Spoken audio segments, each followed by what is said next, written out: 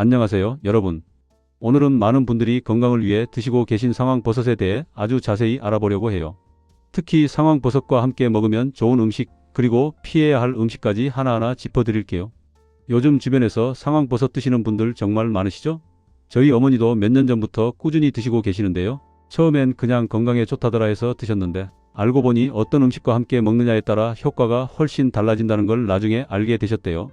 그래서 오늘은 제가 여러 자료를 찾아보고 한의학 원리도 공부하면서 정리한 내용을 쉽게 풀어서 말씀드릴게요. 먼저 상황버섯이 우리 몸에서 어떤 역할을 하는지부터 이해하면 궁합을 이해하기가 훨씬 쉬워요. 상황버섯은 한의학에서 보면 성질이 평하거나 약간 서늘한 편이에요. 그래서 몸에 열이 많거나 염증이 있는 분들한테 특히 좋죠. 쓴맛이 강한데 이 쓴맛이 바로 베타글루칸 같은 좋은 성분들이 들어있다는 신호예요. 상황버섯의 가장 큰 특징은 면역력을 높여주고 항산화 작용을 한다는 거예요. 우리 몸속 나쁜 활성산소를 없애주고 세포를 보호하는 역할을 하죠. 그래서 암 환자분들이나 면역력이 약한 분들이 많이 찾으시는 거예요. 또 간 건강에도 도움이 되고 염증을 줄여주는 효과도 있어요. 이제 본격적으로 상황버섯과 궁합이 잘 맞는 음식들부터 살펴볼게요. 첫 번째로 말씀드릴 건 바로 대추예요. 대추는 정말 상황버섯과 환상의 조합이에요. 왜 그런지 설명해 드릴까? 상황버섯은 쓴맛이 강하고 성질이 서늘해요. 그런데 대추는 단맛이 나고 성질이 따뜻하죠. 이 둘이 만나면 서로의 단점을 보완해 주는 거예요. 상황버섯의 찬 성질을 대추가 중화시켜주고 상황버섯의 쓴맛을 대추의 단맛이 부드럽게 만들어줘요. 실제로 상황버섯차를 끓일 때 대추 몇 개만 넣어도 맛이 훨씬 부드러워지고 마시기 편해져요. 게다가 대추는 비장과 위장을 튼튼하게 해주는 음식이에요. 상황버섯이 간과 면역력에 좋다면 대추는 소화기관을 강화시켜주니까 둘이 함께하면 전체적인 몸의 균형이 잘 맞춰지는 거죠. 저희 어머니도 상황버섯차 끓일 때 항상 대추를 넣으시는데 처음보다 훨씬 잘 드시더라고요. 두 번째로 궁합이 좋은 건 생강이에요. 생강도 대추처럼 따뜻한 성질을 가지고 있어서 상황버섯의 서늘한 기운을 조절해줘요. 특히 소화를 돕는 역할이 탁월하죠.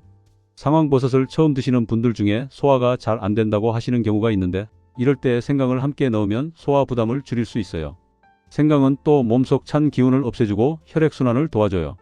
손발이 차가운 분들이 상황버섯을 드실 때 생강을 함께 넣으면 좋은 이유가 바로 이거예요. 상황버섯 물 끓일 때 생강 한두 쪽만 넣어주면 되는데 너무 많이 넣으면 생강 맛이 강해지니까 적당량만 넣는 게 좋아요. 세 번째는 검은콩이에요. 검은콩과 상황버섯의 조합은 특히 신장 건강에 좋아요. 한의학에서 검은색 음식은 신장을 보호하는 효과가 있다고 보는데요. 상황버섯도 검은색이고 검은콩도 검은색이니까 신장 기능을 강화하는 효과가 배가 되는 거죠. 검은콩은 단백질이 풍부하고 이소플라본이라는 성분이 들어있어요. 이게 여성 갱년기 증상을 완화하는 데도 도움이 되고요. 상황버섯의 면역력 증진 효과와 검은콩의 영양 공급 효과가 만나면 우리 몸의 전반적인 건강 상태가 좋아져요. 검은콩을 불려서 상황버섯과 함께 끓여서 물로 마시거나 검은콩차와 상황버섯차를 번갈아 드시는 것도 좋은 방법이에요. 네 번째로 말씀드릴 건 감초예요. 감초는 한약재로 많이 쓰이는데 100가지 약을 조화롭게 한다는 의미에서 국노라고 불러요. 감초의 가장 큰 역할은 다른 약재들의 독성을 줄이고 맛을 부드럽게 만드는 거예요. 상황버섯은 쓴맛이 강하고 성질이 강한 편인데 감초를 조금만 넣어주면 맛도 순해지고 몸의 부담도 줄어들어요. 특히 위장이 약한 분들이 상황버섯을 드실 때 감초를 함께 넣으면 속이 편하다고 하세요. 다만 감초는 혈압을 올릴 수 있으니까 고혈압이 있으신 분들은 조금만 넣거나 의사 선생님과 상담하시는 게 좋아요. 다섯 번째는 인삼이나 홍삼이에요. 이건 좀 의외라고 생각하실 수도 있는데요. 사실 잘 맞아요. 물론 체질에 따라 다르긴 한데 일반적으로 기력이 약하고 면역력이 떨어진 분들한테는 상황버섯과 인삼의 조합이 좋아요. 인삼은 기운을 푹 돋아주는 대표적인 약재죠. 상황버섯이 면역력을 조절하고 강화하는 역할을 한다면 인삼은 전체적인 생명력을 높여주는 역할을 해요. 특히 암 치료를 받으시거나 큰 수술 후 회복 중이신 분들이 이 조합을 많이 활용하세요. 다만 몸에 열이 많거나 혈압이 높으신 분들은 주의하셔야 해요. 여섯 번째는 구기자예요.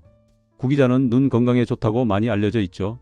상황버섯과 구기자를 함께 끓여 마시면 간 건강과 눈 건강을 동시에 챙길 수 있어요.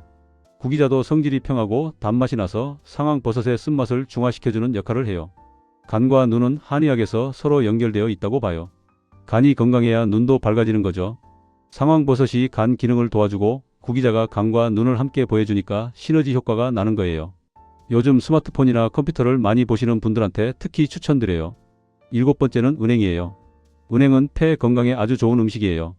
기침이 잦거나 가래가 많으신 분들, 호흡기가 약하신 분들한테 좋죠. 상황버섯의 항염증 효과와 은행의 폐 보호 효과가 만나면 호흡기 건강에 큰 도움이 돼요. 특히 환절기에 감기를 자주 걸리시거나 기관지가 약하신 분들이 상황버섯과 은행을 함께 드시면 좋아요. 다만 은행은 하루에 너무 많이 먹으면 안 되고요. 어른 기준으로 하루 10알 정도가 적당해요. 상황버섯 다릴 때 은행 몇 알 넣어서 함께 끓이거나 따로 구워서 드셔도 좋아요. 여덟 번째는 곶감이에요. 곶감은 폐를 촉촉하게 해주고 기침을 멈추게 하는 효과가 있어요. 상황버섯의 성질이 서늘한데 곶감은 따뜻하면서도 폐에 윤기를 더해주니까 잘 맞아요. 목이 자주 건조하거나 마른 기침이 나는 분들한테 좋은 조합이에요. 곶감의 단맛이 상황버섯의 쓴맛을 부드럽게 해주기도 하고요. 다만 당뇨가 있으신 분들은 곶감의 당분 때문에 조심하셔야 해요. 혈당 관리가 필요하신 분들은 곶감 대신 다른 음식을 선택하시는 게 나아요. 아홉 번째는 오미자예요. 오미자는 5가지 맛이 난다고 해서 붙은 이름인데요. 신맛이 강한 편이에요. 이 신맛이 우리 몸의 기운을 안쪽으로 모아주는 역할을 해요. 땀을 많이 흘리시거나 기운이 쉽게 빠지시는 분들한테 좋죠.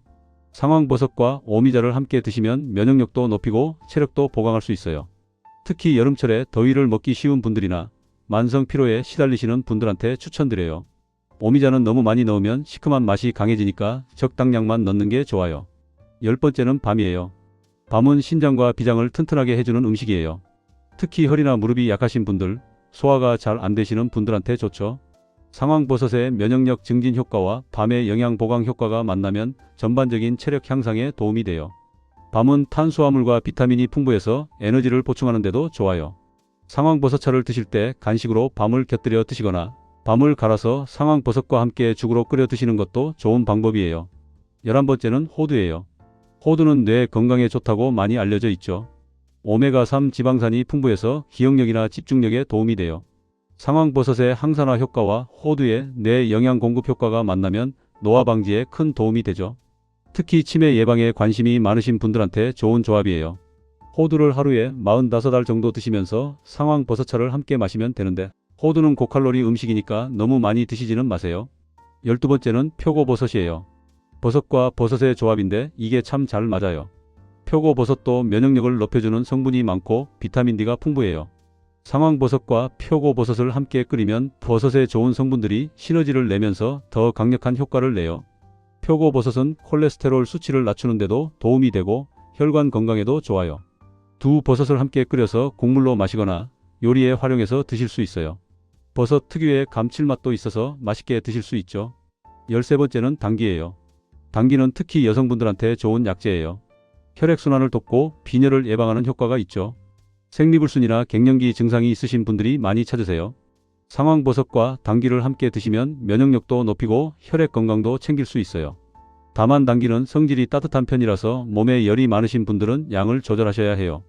그리고 임신 중이거나 수유 중이신 분들은 전문가와 상담 후에 드시는 게 안전해요. 14번째는 황기예요. 황기는 기운을 보충해주는 대표적인 약재예요. 땀을 많이 흘리시거나 기력이 없으신 분들한테 좋죠. 상황버섯과 황기를 함께 끓여 드시면 면역력도 높이고 체력도 보강할 수 있어요. 특히 수술 후 회복 중이시거나 만성질환으로 기력이 떨어진 분들한테 도움이 돼요. 황기는 부종을 빼주는 효과도 있어서 얼굴이나 다리가 자주 붓는 분들한테도 좋아요. 다만 감기 걸렸을 때는 피하는 게 좋아요. 15번째는 산수유예요. 산수유는 신장 기능을 강화하고 허리와 무릎을 튼튼하게 해주는 효과가 있어요. 소변을 자주 보시거나 야뇨증이 있으신 분들한테 도움이 되죠. 상황버섯의 면역력 증진 효과와 산수유의 신장 보강 효과가 만나면 전반적인 기운 회복에 좋아요. 특히 노화로 인해 체력이 떨어지시는 분들한테 추천드려요. 산수유는 신맛이 나는데 이게 상황버섯의 쓴맛과 균형을 맞춰줘요. 자, 이제 궁합이 맞지 않는 음식들도 알아볼게요. 이 부분이 사실 더 중요할 수 있어요. 아무리 좋은 음식이라도 잘못 조합하면 효과가 떨어지거나 부작용이 생길 수 있거든요. 첫 번째로 피해야 할 건 녹차나 홍차 같은 카페인 음료예요. 이게 왜 안 좋은지 설명해 드릴게요. 상황버섯에는 다당류 성분이 많이 들어있는데 카페인이 이 성분의 흡수를 방해할 수 있어요. 게다가 녹차에 들어있는 탄닌 성분이 상황버섯의 유효 성분과 결합해서 흡수율을 떨어뜨려요. 상황버섯을 드시려고 정성스럽게 끓였는데 녹차와 함께 마셔서 효과가 반감된다면 아깝잖아요. 상황버섯 드시고 최소 23시간은 간격을 두고 녹차를 드시는 게 좋아요. 두 번째는 무예요. 이건 좀 의외실 수도 있는데요. 한의학에서 보면 무는 기운을 아래로 내리는 성질이 있어요. 반면 상황버섯은 면역력을 푹 돋우면서 기운을 모으는 성질이 있죠. 이 둘이 만나면 서로 반대 방향으로 작용해서 효과가 상쇄될 수 있어요. 특히 물을 날것으로 먹거나 무즙으로 드실 때는 더 주의하셔야 해요. 상황버섯 드시는 날에는 무김치나 무조림 같은 것도 가능하면 피하시는 게 좋아요. 꼭 드셔야 한다면 시간 간격을 충분히 두세요. 세 번째는 메밀이에요. 메밀은 찬 성질이 강한 음식이에요. 상황버섯도 서늘한 성질인데 둘이 만나면 너무 차가워져서 배가 아프거나 설사를 할 수 있어요.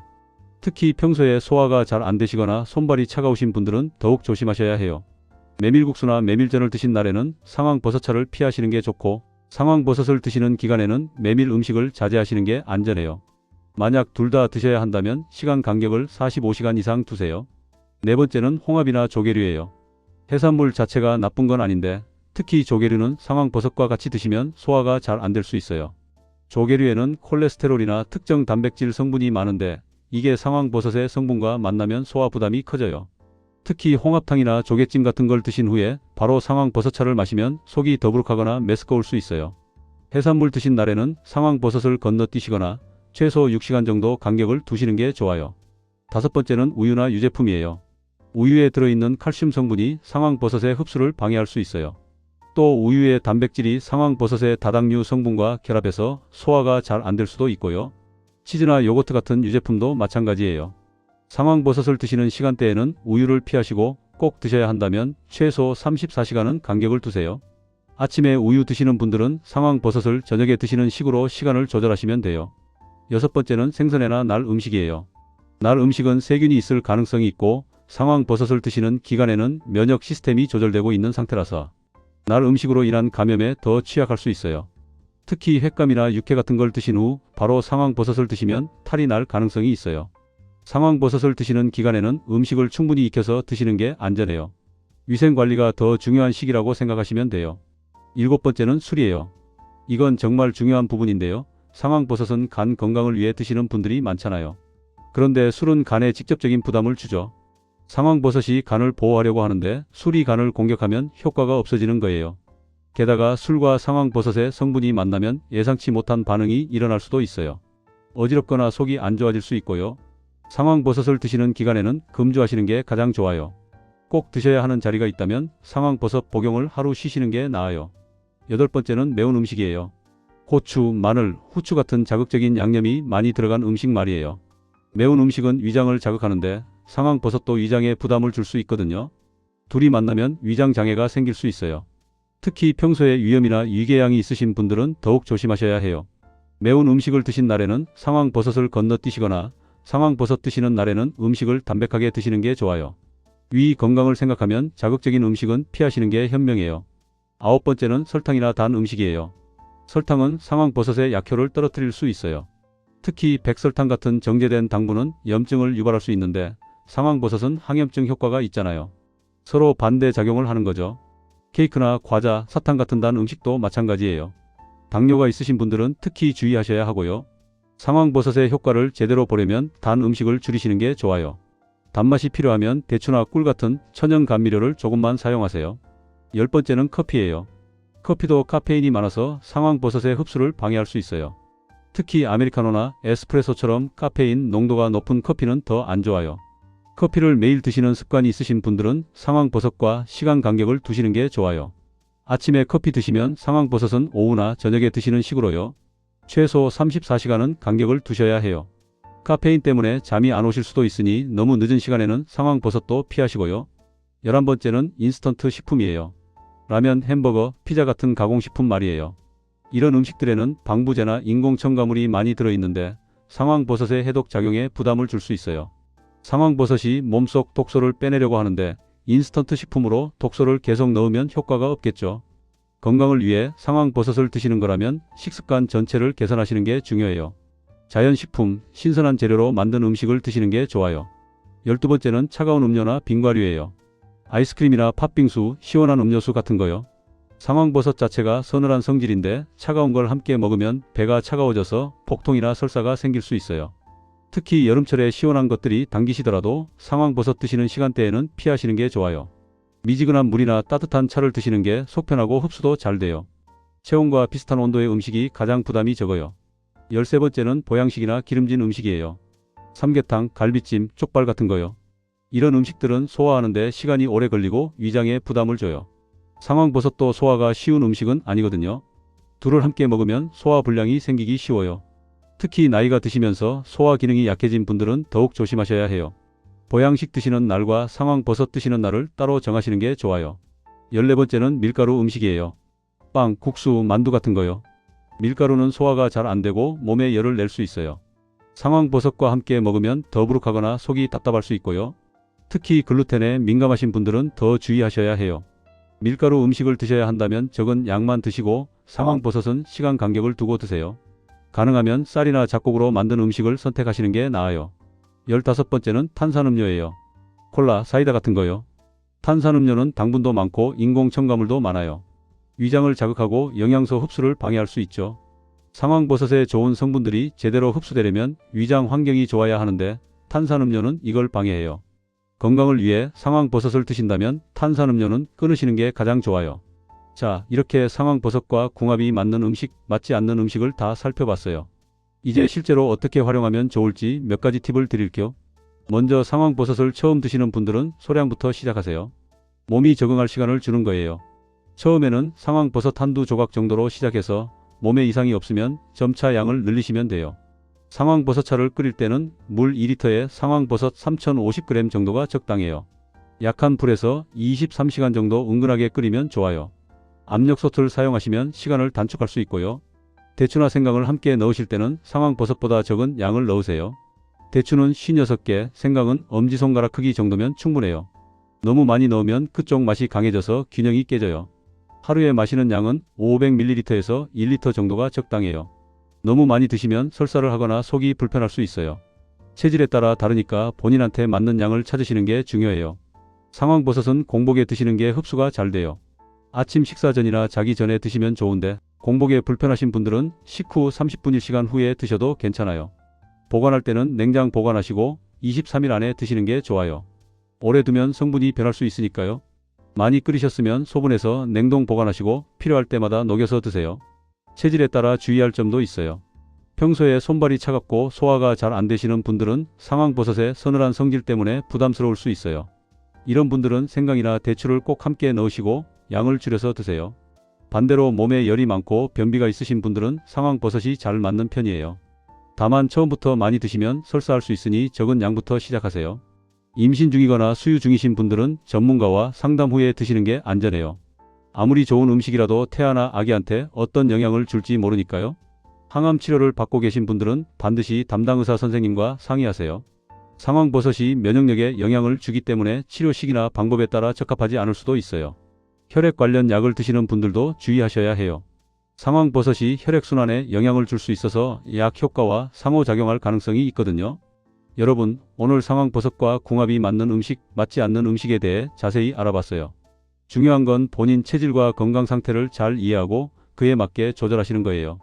좋은 음식도 과하면 독이 될 수 있고 궁합을 잘 맞추면 시너지 효과를 낼 수 있어요. 오늘 말씀드린 내용을 참고하셔서 상황버섯을 더 효과적으로 드시길 바랄게요. 건강은 하루아침에 좋아지는 게 아니에요. 꾸준히 관리하고 올바른 방법으로 관리하는 게 중요하죠. 상황버섯도 마찬가지예요. 급하게 많이 드시기보다는 적당량을 꾸준히 올바른 방법으로 드시는 게 가장 좋아요. 오늘 말씀드린 내용 중에 궁금하신 점이 있으시면 댓글로 남겨주세요. 여러분의 건강한 삶을 응원합니다. 감사합니다.